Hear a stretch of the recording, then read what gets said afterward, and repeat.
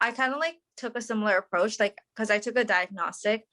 You know how I mentioned I took LSAT courses like a long time ago. So I was just like, oh, let me see how much I remember. But I'm like, really, it's bad. Like I have rust in all like the fundamentals and stuff like that. So it's like me revisiting and starting from square one. And as I was trying to revisit the questions I got incorrect in the diagnostic, it's just taking me a long time to like actually like, get it correct.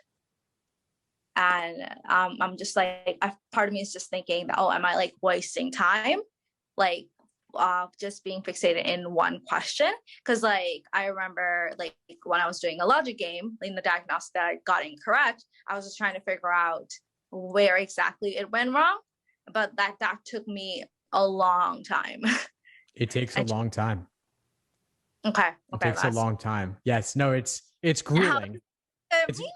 Or no, this is everybody. I mean, I teach the Socratic review method in the classes, and I reference it elsewhere too. And people say, well, it takes a really long time to review these questions. And should I spend less time reviewing so I can cover more? How will I cover all the exams if I spend so much time reviewing? Exactly. So would you say it's better to stick to one question and review it and completely understand it than just like kind of like understand what you did wrong and move on to the next one? So let me ask you, do you want to completely understand things? Yeah.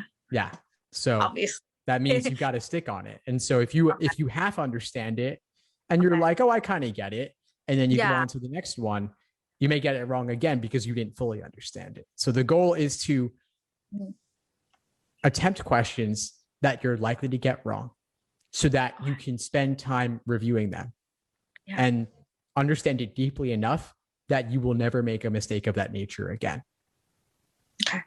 Okay.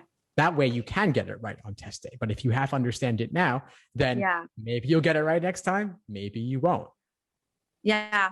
I think it's just like, it's just tough because like you're spending so much time in one question, and like I'm not like from previously, like the way I've studied, it's never like, oh yeah, let's just spend like 3 hours really trying to break down the question. So let me ask you why do you want to spend less time reviewing?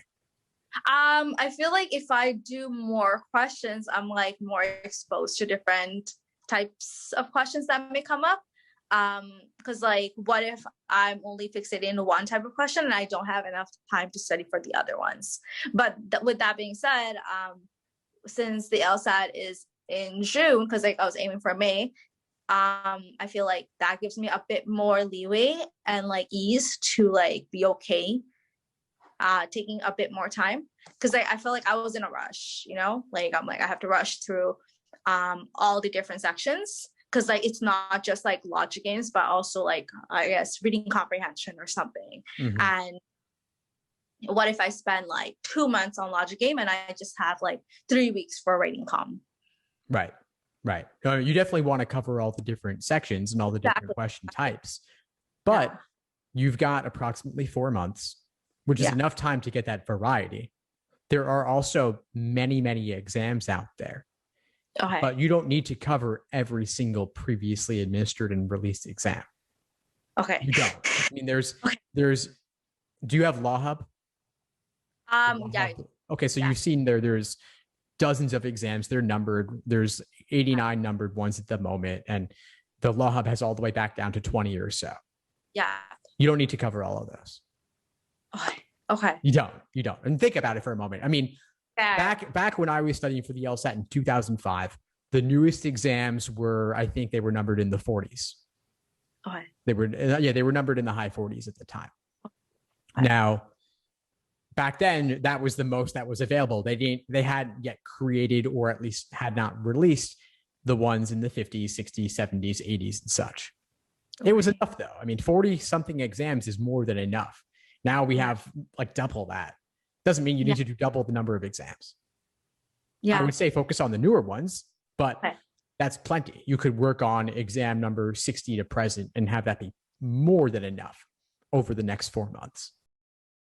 Thanks for tuning into the show. Please subscribe if you haven't done so already to be notified of new episodes as I release them. And feel free to reach out if you need anything at all as you move forward with your prep. I'm happy to help however I can. In the meantime, I'll wish you all the best and take care.